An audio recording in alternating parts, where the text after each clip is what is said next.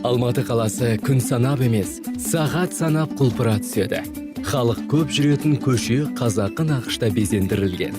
Панфилов пен Қазыбек би көшелерінің қиылысында көркемөнер туындылар жарасымды орналаса қалыпты. Соның бірі ағаш аттың үстіне қоладан құйылған ер тоқым. Бұл креативті шығарма ер тоқымның дүниеге келуі деп аталған. Автордың бірі Ербосын бүгінде әлемдегі ең танымал топ 20 суретшілер тізіміне енген. Оның қолынан шыққан суреттер мен мүсіндер бүгінде Еуропа мен мұхиттың арғы бетіндегі ақш-та, Ресейде мәдениеті өркендеген күллі мемлекеттің мұражайларына қойылған. Ал ер тоқымның дүниеге келуі инсталляциясы ойда жоқта туған идея екен. Біздің өнердің бұрынғы қазақ халқының өнерінің бұрынғы рөлін сол жаңағы ер тұрман, ер тоқым сол жасау арқылы қоғамда біздің өнерімізді дамытты. Кейін өткенде бізде бұрын мынандай изобразительное искусство былай жасыратындық жоқ, скульптура іште қатты дамымаған, сондықтан ол кезде өнердің функциясын жаңағы атпен байланысты, тағы басқа дінмен байланысты солар алып жүрді. Сонымен біздің қазақтың қолөнер саласында сол аттың жүгені, ер тоқымы сол арқылы күміспен жасау, тағы басқамен жасау арқылы өнердің несін көп жылдар бойы, ғасырлар бойы сол қолөнер алып жүрді. Жалпы, ер тоқымның пайда болуы туралы пікір сан алуан. Бір жағынан қарағанда ер тоқым салт аттыға ғана емес, жылқының арқасына да ыңғайлы. Өйткені ердің жайпақ үсті адамның жамбасына жайлы болса, астыңғы бөлігі аттың арқасын қажамайды. Тіпті үстінде адамның отырғанын жануар сезбейді де. Ер тоқымның пайда болуын тарихшылар өзге қырынан баяндаса, этнографтардың көзқарасы тіпті басқаша. Ал өнер адамдар ер тоқым жайлы шығармашылық керек десеңіз пәлсапалық ой таратады. Ат пайда болған кәдімгі атты үйреткен, кәдімгі үйге үйретіп, содан кейін үлкен кәдімгі саз балшықты аттың үстіне қояды. Адам сөйтеді, оның төбесіне отырады. Қалған із, то есть адамға ыңғайлы, мына жағына мынау адамның денесіне ыңғайлы, атқа ыңғайлы жерін бәрін балшыққа қалған несі, формасы сол жаңағы ең жақсы ер тоқымның пайда болуы солай деп ол тұжырымдайды. Сол художниктің ойын мен ол формасын жасап, ол жасаған, бірақ сол бұл жерде сол художниктің бірге қатысқан, сол ойын түсіруге қатысқан Жанат Баймұхамедов деген философ болатын, соның денесінің ізі қалған. Сосын оның 18 жылдан кейін мен қайталадым. Бүгінде бүкіл әлем тарихшылары бұдан мыңдаған жылдар бұрын ең алғаш жылқыны қолға үйретіп, көлік ретінде мінген қазақ жерінің байырғы тайпалары екенін түгел мойындаған. Оны мойындауға Сарыарқадағы Ботай қонысында табылған жылқы сүйектері қыш ыдыс түбінде қалған қымыздың молекулярлық талдаулары себеп болды. Ал жылқыны қолға үйреткен ата-бабамыз аттың әбзелдерін де сол замандарда ойлап тапқаны талас тудырмаса керек. Қазақ пен жылқыны бір-бірінен бөліп қарау еш мүмкін емес. Басқа халықтарда емес, қазақтың жылқыны аса қастер тұтатынның да астарында осы жайлар жатқанынан қарамыз. Осыдан 5-6 мың жыл бұрын бабаларымыздың адамзат өркениетіне тұңғыш көлік құралы жылқыны әкеліп, бұл түлікті қолға үйреткені шынымен таң қаларлық жағдай.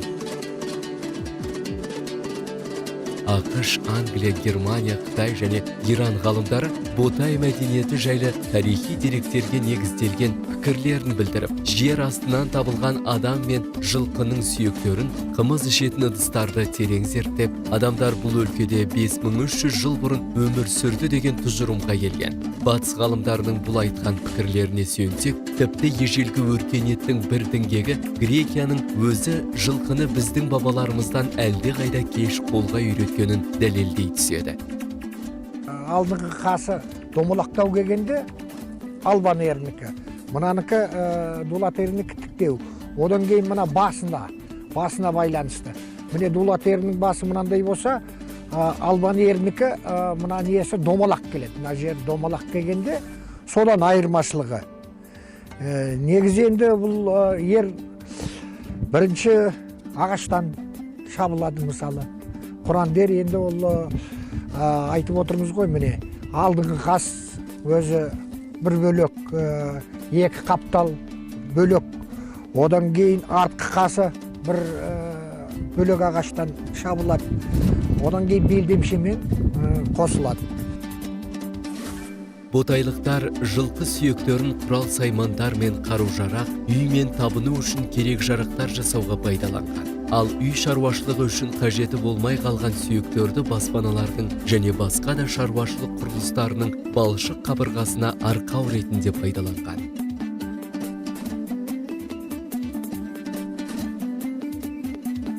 Зерттеу жұмыстары барысында ботайлықтардың үй құрылыстары үшін пайдаланған сәулет тәсілдерінің қыр-сырын шешу мәселелері де қарастырды.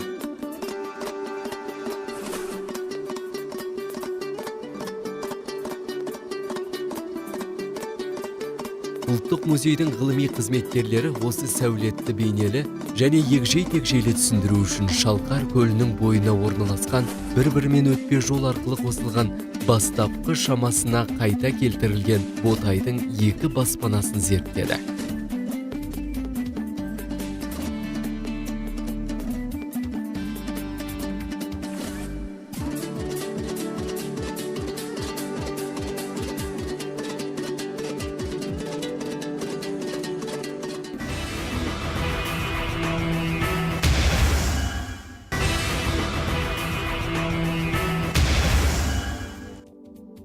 Ұстаз әрі қолөнер шебері Талғат Жанасылов ер-тұрманның құрамы мен оның тұрмыстағы қолданысын жақсы біледі. Ер-тұрман атқа салт мініп жүруге қажетті жабдықтардың жиынтық аты. Ер-тұрманға ерден басқа тоқым, желдік, тебінгі, үзеңгі, таралғы, тартпа, айыл, өмілдірік, құйысқан, жүген, қамшы, шідер, тұсамыз, кісен, қанжыға және басқа детальдар кіреді.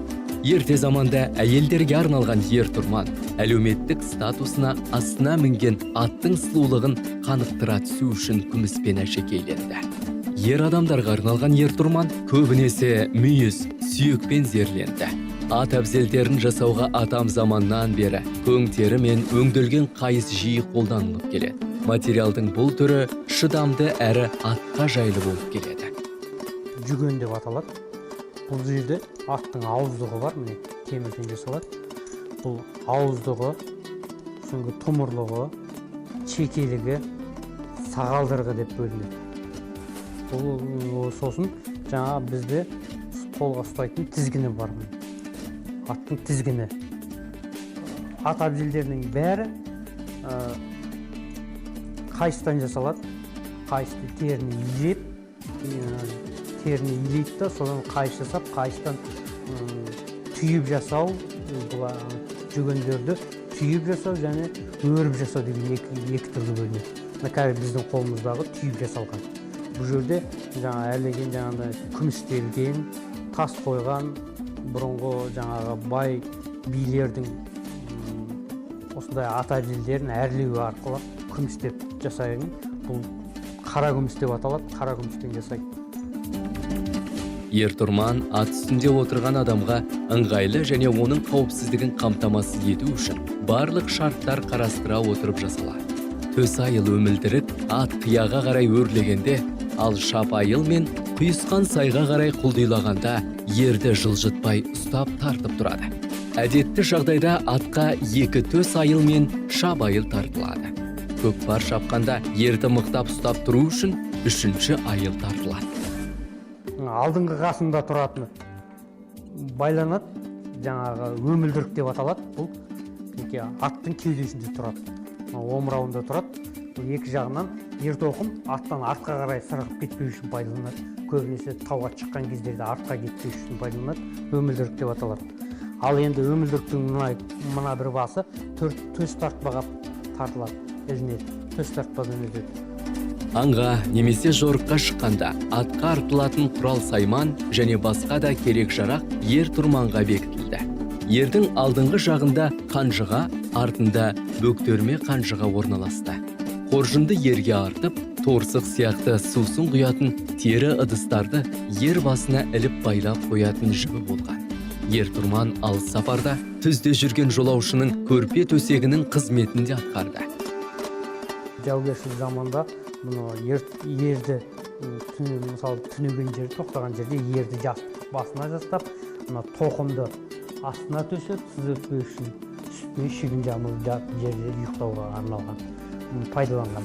Мысалы мынау жаңа тоқым деп аталады, ердің астында тоқымы болады. Бұның ас ішінде ішкілігі болады, ол да ішкілік дейді, жаңағы осындай жұқа киізден жасалады. Серікқазы ұста Алатаудың бөктерінде үйеңкілі орманның ортасында ат әбзелдерін ерекше құлшыныспен жасайды. Өйткені тау ортасындағы алмарасан шатқалы оған әрдайым үлкен ер секілді елестейді. Ұстаның бұл кәсіппен шұғылданғанына 20 жылға жуықтапты. Осыншама уақытта атбегілер мен көкбаршыларға арнап 100-ден астам ер тұрман жасапты. Атадан мұра болып қалған кәсіптің қыр-сырын меңгерген ұста әлі күнге ежелгі қазақ шеберлерінің өлшемдері мен тәсілдерін пайдаланып келеді. Жүген мен айылдың, құйысқан мен өмілдіріктің бөлшектер арасын дәл өлшеп жасаған бұйымы сәйгүлік атқа жараса кетеді. Екелі болу керек.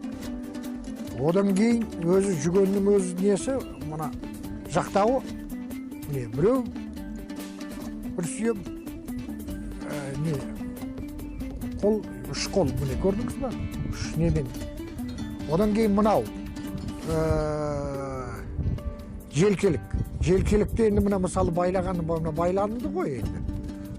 Ал енді мүмкін бұдан қысқа, бұдан ұзын болып кетті. Оның өлшемі бұлай келеді. Ұста шапа ер мен құрама ер жасаудың технологиясын түгел меңгерген. Шапа ердің мүсіні тұтас ағаштан шауып жасайды. Құрама ердің бас жағы мен екі қапталы бөлек, құйрық басары бөлек шабылып, сол 4 бөлік көн терімен қапталып біріктіріледі. Ердің тұтас бекем тұрқын шығарып алған соң, оны жұмсақ былғарымен қаптайды. Тапсырысқа сай күміспен көмкеріп, зерлеп қою ер тұрманның көркін келтіре түседі. Серікқазы ұста жергілікті материалдарды пайдаланып, ғасыр қойнауынан келе жатқан ұлттық қолөнер дәстүрінің саңғырын сақтауға тырысады. Қазақ халқында ер тұрман жасаудың атам заманнан келе жатқан бірнеше түрі бар. Қазақстанның оңтүстігі мен Жетісу аймағында албан ері мен дулат ері кеңінен тараған. Қазақта 5 түрлі ер бар. Мысалы айтайық, міне ұлы жүздің міне құран ері дедік қой, иә. Одан кейін міне найман ері, арғын ері, одан кейін керей ері бар. Одан кейін адай ері дейді, ол енді кіші жүздің несі, сол қозы құйрық. Одан кейін шошақбас ері дегені бар. Адай ері деп те атай береді оның. Сондай 5 түрлі ері бар. Олардың өзі бөлінеді. Мысалы, найман ерінің ішінде мұрын ері деп те аталған.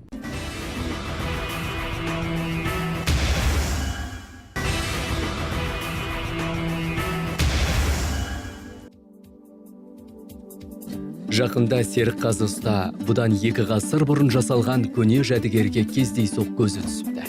Қытайдан ата жұртқа көшіп келген қазақ отбасы арғы әжесі ұзатылғанда қыз жасауға қосып берген ер тұрманды Серікқазы ұстаға алып келіп, соны қайта қалпына келтіріп беруді өтінеді. Ескі жәдігерді көріп қуанған ұста ер тұрманның формасын көшіріп алыпты. Ал күміспен әшекейленген құйысқан қолдануға жарамсыз болып қалған. Тапсырыс берушіге дәл осындай құйысқан жасап беріп, сыры кетсе де сыны кетпеген құйысқанды естелікке сұрап алыпты. Ондағы күміс әшекей бетіндегі өрнек қазақтың ежелгі қолөнер тарихынан сыр шертіп тұр.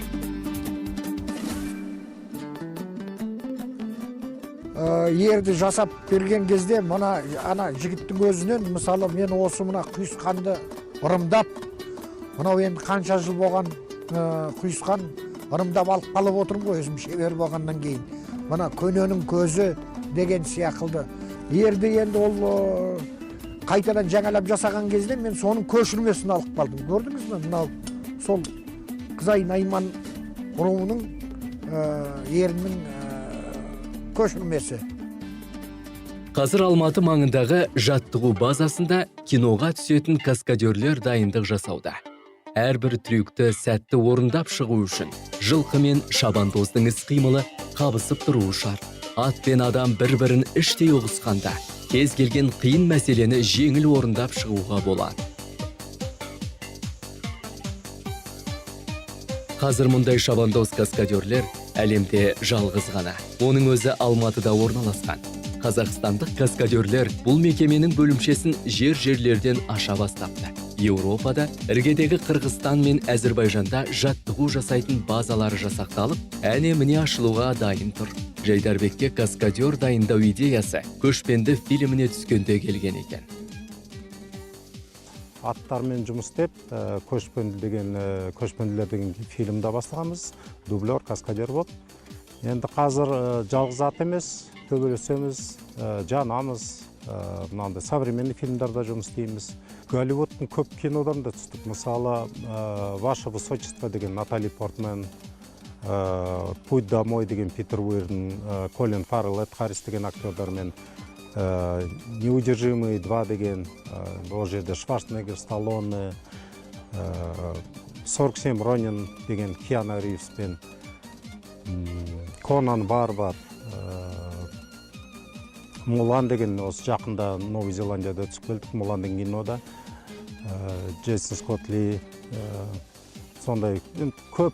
Қазір өзімді сол голливудский команда тобындамын.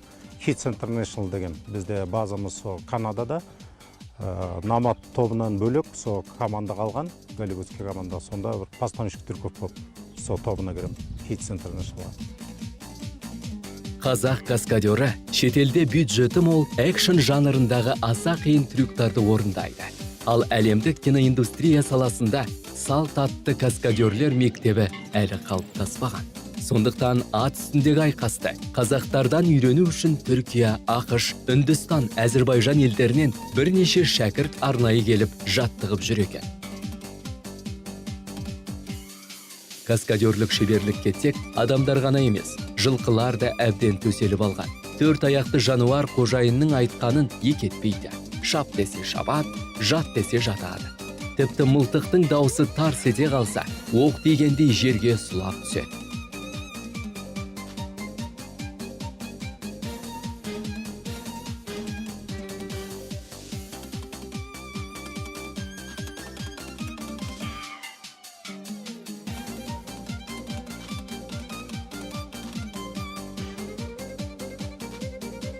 Каскадер жылқылардың үстіндегі ер-тоқым қазақы емес, трюк жасауға ыңғайлы жеңіл ер екен. Семсерлескенде немесе найзаласқанда жүген мен ер-тоқым ыңғайлы болуы керек. Сондықтан шетелдік фильмдер үшін ыңғайлы ат әбзелдерін пайдаланады. Мысалы, ат құлағанға басқа ер керек. Өйткені ат жарақат алмайтын, адамды басқа алмайтын қатты, оған әдейлеп заказ береміз. Жұмсақ ер. Сосын жөңгідер жұмсақ. Мысалы, жөңгі аттың астына құлағанда аттың астына құласа, жөңгі бат кетпейтін, денесіне батпайтындай сонда заказ береміз. Мысалы, жигитовка жасайтын болса, казачи дейді, казачи специальный недер бар, ручкалар бар, сондай әртүрлі ер. Қаза келіп атқанымыз Испаниядан әкелдік, Венгриядан әкелдік, Индиядан әкелдік, әр жерден ердерді әкеліп атырмыз. Ыңғайлыларын салып. Бірақ енді қазақ киносына түскенде мысалы бізде көп қазақ ерлер бар. Қазақ ер саламыз актердардың астына, өзіміз жай шауып кеп бағанына қазақ ерді саламыз. Адам баласы жылқыны жаратып мінгелі бері өркениет пен ілгері дамуда. Арба доңғалағын ойлап тапқаннан бүгінгі күнгі машина жасау саласында ең үлкен секірісті бастан кешті. Жабайы қоғамнан мамыражай ғылым мен білімі асқақтаған саналы дәуірге аяқ басты. Бұл ұлы даланың төсін ғасырлар бойы ат тұяғымен дүбірлеткен көшпенді қазақтың бүкіл әлемге тартқан сый іспетті.